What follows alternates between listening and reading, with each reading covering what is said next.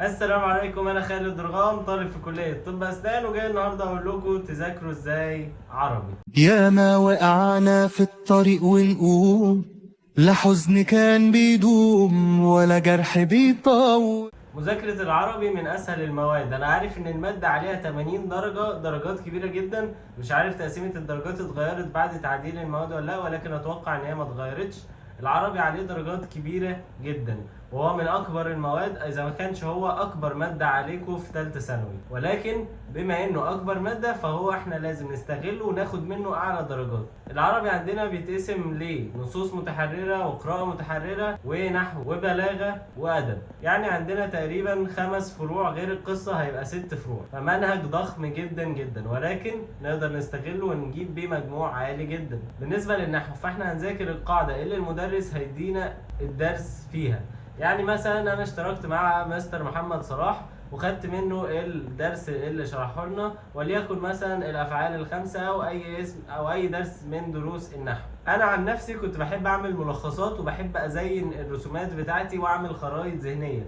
بحب الدرس كله بتاع النحو يبقى عباره عن نص صفحه او صفحه بالكتير قوي لما يكون درس كبير. فانا فعلا كنت بوصل ساعات ان انا بعمل 4 دروس في نفس الصفحه. ده كان بيسهل عليا كتير جدا، وكنت باجي في المراجعه النهائيه انا جاهز جدا ومعايا ملخصاتي ومذاكر، والدروس متربطه ببعض في خرائط ذهنيه بسيطه جدا فيها معلومات قيمه جدا. فلو عايزين الملخصات دي هتلاقوني بنزلها على حسابي على التيك توك. خشوا على الحساب هتلاقوا الروابط موجوده في صندوق الوصف، اعملوا لي فولو هناك، هنزل لكم هناك الملخصات. هتلاقوا ملخصات حلوه جدا كنت بعملها. عشان اكون صريح معاكم، ما عملتش الملخصات بالطريقه دي اللي هي ربع صفحه غير في اخر السنه، ولكن في اول السنه كنت بعمل ملخصات برضو، ولكن كانت ملخصات بتاخد مساحه كبيره، ما كانتش عباره عن خرائط ذهنيه. كانت تلخيص للدرس، تفريغ للدرس او تبييض للدرس بطريقتي وبالالوان وبالكلام ده كله. ممكن حد ما يحبش الموضوع ده، يحب ان هو يقرا ويحفظ على طول عشان يستغل الوقت، ولكن انا كنت عشان برضو الموضوع ده. خلي بالكم ان في ناس بتكتب وخلاص، وقعت في الحته دي في اول السنه، ان انا كنت بكتب الدرس وخلاص وانا مش فاهم حاجه. لا، احنا نفهم الدرس كويس جدا. بعد كده لما اجي اكتب وانا فاهم، اكتب بطريقتي. ركزوا معايا، اكتب بطريقتي.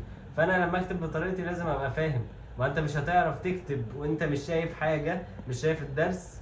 انت فهمت الدرس كويس جدا من الفيديو، انت مش شايف حاجه قدامك وهتكتب الدرس. طب هتكتبه ازاي لو انت ما فهمتوش؟ لازم هتفهمه. فدي بتخليك تفهم وتكتب وهتحفظ في نفس الوقت. فدي طريقه جامده جدا انكم تفهموا الدرس كويس جدا، وتسمعوا لنفسكم غيبا بالكتابه ان انتوا تعملوا الملخص لنفسكم. فالنحو من الحاجات اللي مهم جدا فيها التلخيص، عشان يسهل لكم الدنيا، عشان هو برضو عدده كبير جدا، عدد دروس النحو عندكم كبير. فالملخصات هتساعدكم، هتلاقوا الدنيا بسيطه وهتراجعوا على المنهج اكتر من مره. ده بالنسبه للنحو. وفي النحو طبعا كان عندنا كتب زي كتاب كيان. كتاب كيان في النحو كان قوي جدا. كتاب بيان بتاع استاذ وليد محسن كان حلو جدا جدا في النحو كمان. وبعدهم بقى عندك كتاب الامتحان.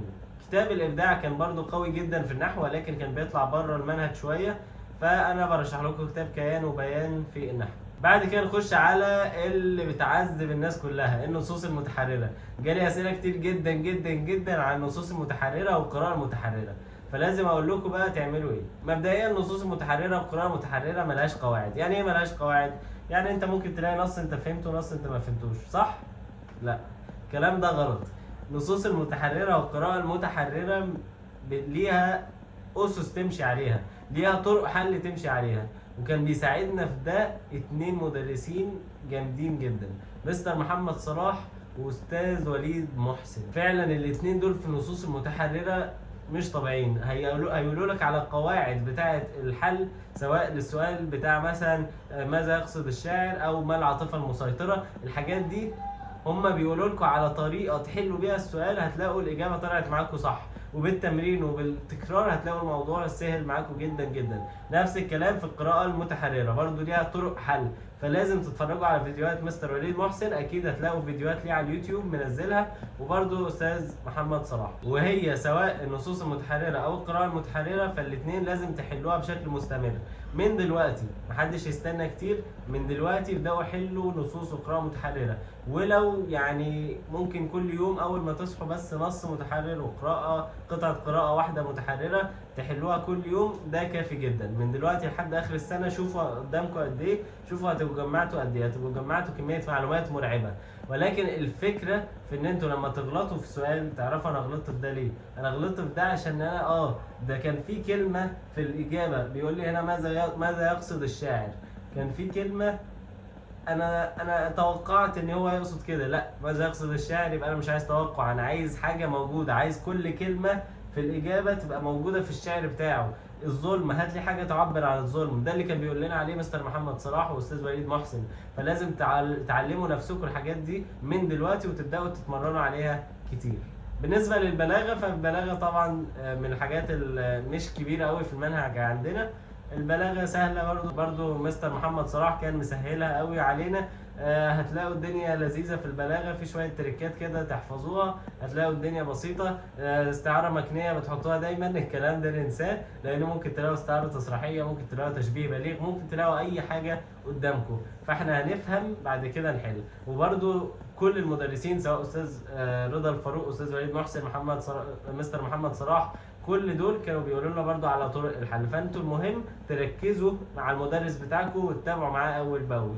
بالنسبه للادب، فاحنا عندنا مدارس ادبيه كتير وبيبقى فيها شويه لخبطه، انا عارف بالذات في الاخر هتلاقوا لخبطه عشان في مدارس متشابهه شويه، ولكن هقول لكم نفس اللي انا قلت لكم في النحو، اللي هو ان انا كنت بحب اعمل ملخصات للادب، يبقى صفحه فيها كل المدرسه الادبيه، سواء مدرسه كلاسيكيه، المدارس الوجدانيه، الحاجات دي كلها بحب اعملها في ورقه واحده عشان ابقى فاهم ورابط المدرسه كلها ببعض. فكان برضو بيساعدنا على الحاجات دي انك تسمع الشرح وبعد كده تفهم وتبدا تطلع اللي انت فهمته في الورقه. فلازم نتعود ان احنا نلخص كويس جدا الادب والنحو، لانها هتساعدنا وهتفرق معانا جدا في المراجعات.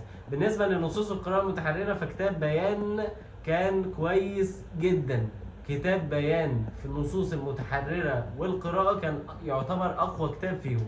بعد كده عندنا كتاب كيان وكتاب الامتحان كان كويس برضو في النصوص المتحرره.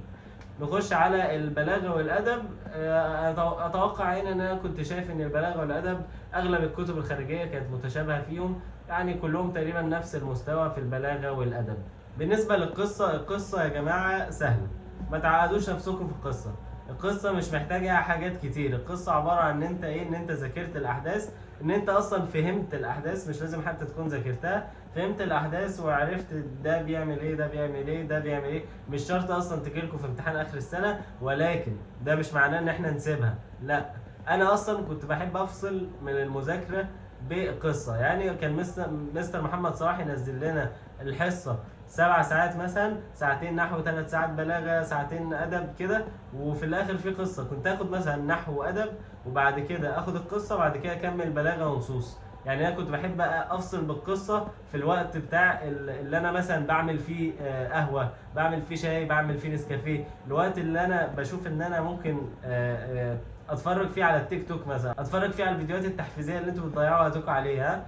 الوقت اللي انا بتفرج فيه على الفيديوهات التحفيزيه او بتفرج فيه على تيك توك او بتفرج فيه على اليوتيوب او بتفرج فيه على حاجه، كنت بستغله ان انا اتفرج فيه على القصه.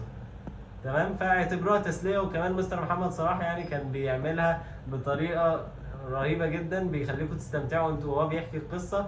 فعلا كنت بضحك بجد يعني وهو بيحكي، من كتر كان بيعيشكم في مود القصه كده ويخليها حلوه جدا. فاتفرجوا على القصه وهتلاقوا اكيد مستر محمد صلاح منزل على اليوتيوب بتاعه القصه كامله، تقدروا تتفرجوا عليها اكتر من مره عادي جدا جدا. ونعرف الاحداث احتياطي، لان احنا ما نضمنش الوزاره دي ممكن تقول لكم بكره ان القصه هتجيلكم في الامتحان، طب بعد بكره القصه مش هتجيلكم، فاحنا نعمل اللي علينا ونذاكر القصه كويس جدا جدا.